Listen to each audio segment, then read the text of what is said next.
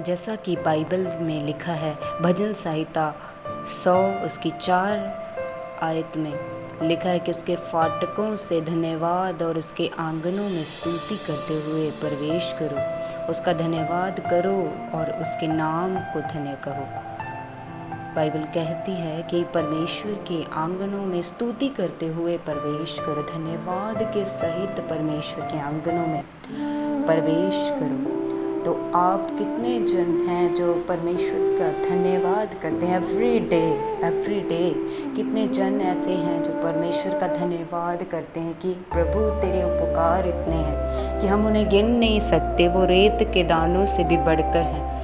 तो हम वर्शिप जब करते हैं तो वर्शिप में हम जो भी मांगते हैं तो प्रभु हमें देते हैं। तो जब भी आप वर्शिप करें तो आप धन्यवाद के सहित परमेश्वर के सामने, परमेश्वर के फाटकों में प्रवेश करें। सबसे पहला ये काम होना चाहिए हमारा कि हम परमेश्वर का धन्यवाद करें। तो धन्यवाद के सहित हम परमेश्वर से जो भी मांगते हैं परमेश्वर का धन्यवाद करें। फिर उसके बाद परमेश्वर से आप जो भी मांगोगे प्रभु आपको देंगे, सदा देंगे, प्रभु यीशु मसीह के सामर्थ्य नाम में। तो अगर आप अनॉइंटिंग से भरना चाहते हैं, अगर आप परमेश्वर के सामर्थ्य से भरना चाहते हैं, आप चाहते हैं कि मेरी लाइफ में भी परमेश्वर के बड़े कार्य हों, तो आपको भी परमेश्वर का धन्यवाद करना होगा एवरी डे। परमेश्वर की प्रेजेंस में जाना होगा। अगर आप परमेश्वर की प्रेजेंस में जाएंगे, अगर आप परमेश्वर की वर्शिप में जाएंगे, अगर आप प्रार्थना में जाएंगे, फास्टिंग में बाइबल रीडिंग करेंगे, तो प्रभु ऑलरेडी आपको अपने कामों के लिए, अपने शुभ समाचार के लिए खड़ा करेंगे और तुम्हारे सभी जो काम है वो उन्हें ओपन करेंगे, तुम्हारे लिए ब्लेसिंग्स के रास्तों को ओपन करेंगे। तो आपको ये सोचना है कि आपको प्रभु का काम करना है। आपको क्या करना है? आपको धन्यवाद करना है या नहीं करना है? आपको सामर्थ चाहिए या नहीं चाहिए? आपको कितना बढ़ना है ये आपके ऊपर डिपेंड करता है। अगर आप एक उसी लेवल के ऊपर, जिस लेवल के ऊपर आप अब हो, अगर आप इस लेवल से आगे बढ़ना चाहते हो तो आपको प्रार्थना में जाना होगा। सबसे पहले आपको परमेश्वर के फाटकों में धन्यवाद के सहित प्रवेश करके उसके बाद प्रभु से मांगना होगा, क्योंकि प्रभु का वचन ये कहता है, मांगो तो तुम्हें दिया जाएगा, ढूंढोगे तो तुम पाओगे, खटखटाओगे तो तुम्हारे लिए खोला जाएगा। अगर प्रभु हमें ये बोल रहे हैं तो यही सत्य है, यही सच है। और अगर सर्वशक्तिमान परमेश्वर खुद ये बोल रहे हैं कि मेरे से मांग तो मैं तुझे दूंगा, तो आप क्यों नहीं मांगते हो?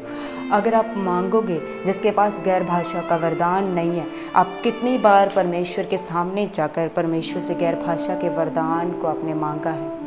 सोचें अपनी लाइफ में आपने कितनी बार परमेश्वर के सामने जाकर अपनी समस्याओं को प्रभु के सामने रखा है। कितनी बार आप अपनी लाइफ में जो परसिक्यूशंस, जो डिप्रेशन, जो किसी तरह की भी कोई भी बीमारी में है, किसी तरह के परसिक्यूशंस में है, किसी तरह की कोई भी प्रॉब्लम में है, तो आपने कितनी बार परमेश्वर के सामने उस प्रॉब्लम को रखा है, परमेश्वर से मांगा है कि परमेश्वर हे पिता, हे परम प्रधान परमेश्वर के पुत्र, आपके सामने हम आपके कदमों में आते हैं परमेश्वर, और हम आपसे मांगते हैं कि हमारी ये प्रॉब्लम ख़त्म हो जाए, ये प्रॉब्लम हमसे दूर हो जाए। पिता, आपकी इच्छा हमारी लाइफ में क्या है, आपकी कॉलिंग, आपका रेवलेशन क्या है, आप हमें बताएं।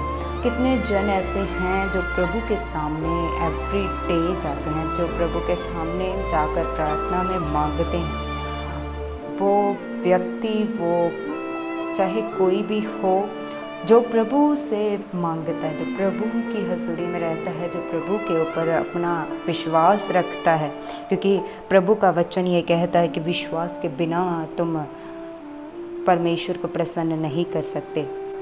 और जिस तरह नूह को प्रभु ने बोला था कि तुम्हें एक बोट, जो एक नाव, एक बड़ी नाव तैयार करनी है, तो वो जो नाव थी वो नूह सोच सकता था कि मैं क्यों नाव रेडी करूं, हो सकता है कि ऐसा हो ही ना, मैं क्यों इतनी मेहनत करूं, मैं क्यों इतना बड़ा जहाज़ बनाऊं, मैं क्यों इतनी मेहनत करूं। जैसे लोग वहाँ पे उसका मजाक उड़ा रहे थे, उसको बोल रहे थे कि ये पता नहीं इसे क्या हो गया है, पता नहीं कौन कौन सी बातें करने लगा है। नूह के विषय में बहुत उल्टा सीधा बोलने लगे थे उस टाइम पे लोग।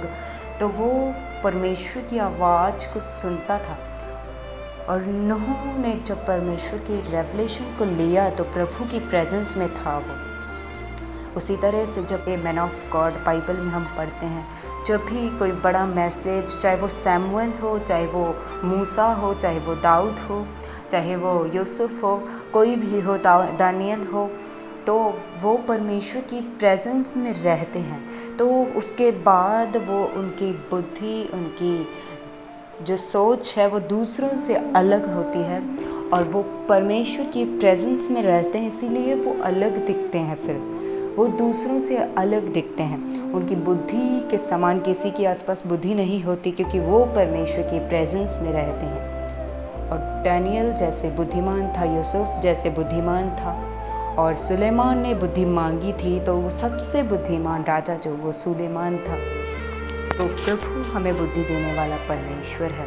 इसी तरह से हम जब परमेश्वर की प्रेजेंस में जाते हैं तो प्रभु हमें गैर भाषाओं के वरदान के साथ हमारी सुरक्षा को निर्धारित करते हैं। हमारे आसपास, हमारे इर्द गिर्द एक सामर्थ का बाड़ा, एक फायर का, सुरक्षा का बाड़ा लगा देते हैं। जैसे कि जब हम प्रार्थना में जाते हैं तो हम प्रभु को बोलें कि प्रभु तू हमारी रक्षा कर, तो उसी टाइम प्रभु आपके लिए एक रक्षा के दूत जो भेजते हैं, प्रभु अपने दूतों को ये आज्ञा देते हैं, तुम्हारे लिए आज्ञा देते हैं कि तुम जहाँ भी जाओगे वो तुम्हारी रक्षा के लिए तुम्हारे साथ जाएंगे।